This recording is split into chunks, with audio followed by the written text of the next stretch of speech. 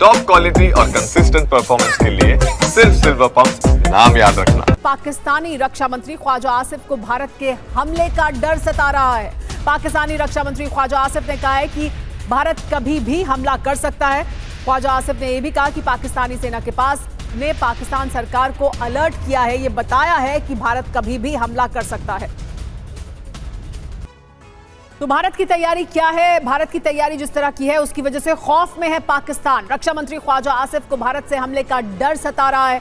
पाकिस्तान पर कभी भी हमला कर सकता है भारत, ये कहा ख्वाजा आसिफ ने। हमले के डर से पाकिस्तान की सेना हाई अलर्ट पर है। इसके दरअसल मायने क्या है समझिए। पाकिस्तान की फौज भारत से युद्ध के काबिल नहीं है।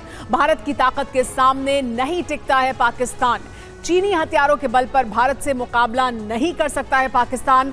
भारत से 3 युद्ध का अंजाम देख चुका है और इस वजह से पहले से ही डर के साए में है, पहले से ही कंगाली की स्थिति में है पाकिस्तान। और इस वजह से इसका आर्थिक बोझ जो उस पर पड़ेगा उसे भी पाकिस्तान झेल नहीं सकता है।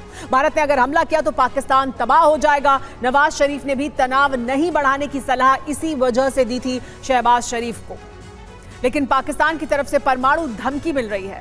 तो यहां से भी यह जानना जरूरी है कि भारत और पाकिस्तान की कितनी परमाणु ताकत है, किस आधार पर पाकिस्तान ये धमकी देता है, किसकी कितनी परमाणु ताकत है, जान लीजिए।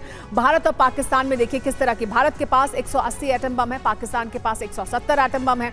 ताकत जो भारत की है वो 125 से 150 किलोटन की है और पाकिस्तान की ताकत ज्यादातर 3 किलोटन वाले बम उनके पास मौजूद है, उनकी ताकत इतनी ही है।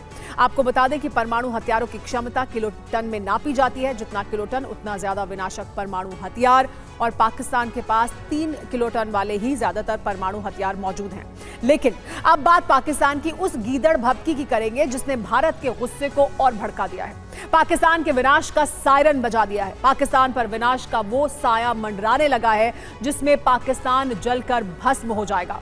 दरअसल भारत ने पाकिस्तान के खिलाफ सख्त कूटनीतिक एक्शन लिए हैं। अब मिलिट्री एक्शन का खतरा भी पाकिस्तान पर मंडरा रहा है। यही वजह है कि आक्रमण का काउंटडाउन शुरू होते ही इस्लामाबाद से भय का प्रसारण होने लगा है। जो पाकिस्तान इस गफलत में जी रहा था कि भारत के खिलाफ कायराना आतंकी हमला करके वो बच जाएगा, उस गफलत का अंत अब करीब आ गया है।